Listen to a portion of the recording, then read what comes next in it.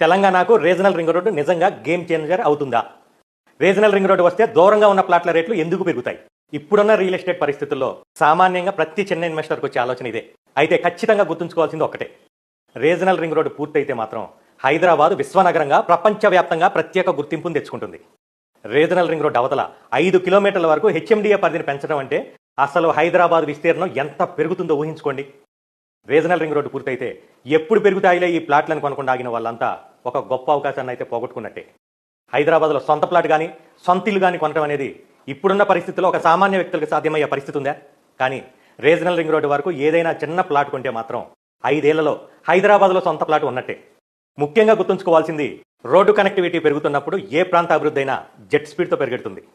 Regional ring road, ఔటర్కి మరియు regional ring రోడ్డుకి మధ్యలో కనెక్టివిటీ రోడ్లు, రింగ్ రోడ్డుకి సమాంతరంగా రింగు రైలు ప్రాజెక్టు, ఇవన్నీ రియల్ ఎస్టేట్లో ఇన్వెస్ట్ చేసే వాళ్ళకి ఇప్పుడు వచ్చిన ఒక అద్భుతమైన అవకాశం.